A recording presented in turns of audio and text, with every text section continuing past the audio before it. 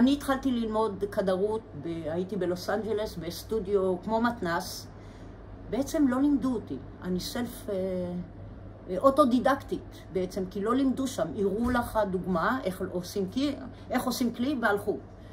אז בעצם את כל ההתמודדות עשיתי לבד. בשנה וחצי הראשונות שלי הייתי שמה, היו אנשים שם שידעו לעבוד מדהים. הייתה בחורה אנגליה שיצאה מבית ספר גבוה בלונדון, ויום אחד היא הראתה לי את הכלים שלה מלונדון.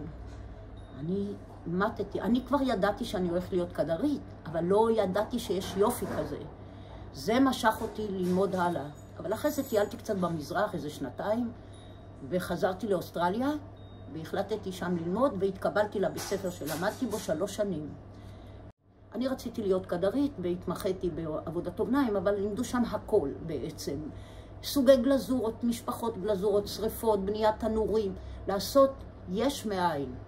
לא רק כלי קרמיקה, יציקות, משטחים, חוליות, הכל. גם סוגי שריפות ובניית תנורים והתמחויות והכל. זה בית ספר מדהים היה. ואז חזרתי לארץ.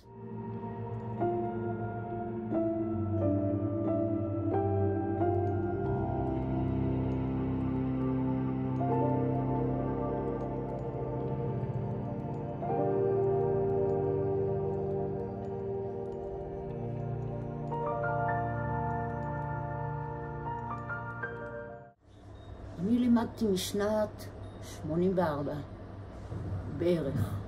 משנת 84 התחלתי ללמד. היום אני לא עצבנית לעומת.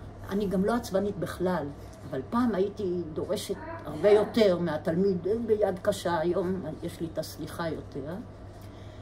ואני עוברת אחרי התלמידים בניקיון.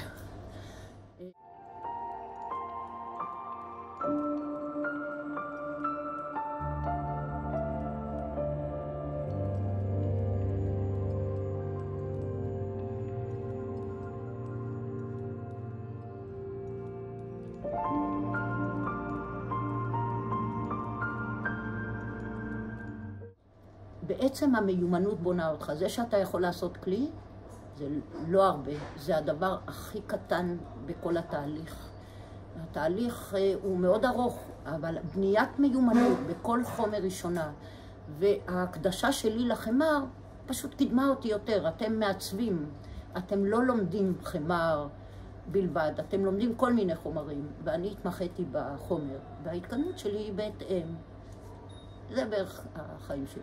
כאן בישראל בניתי את החיים הקרמיים שלי, לא באוסטרליה.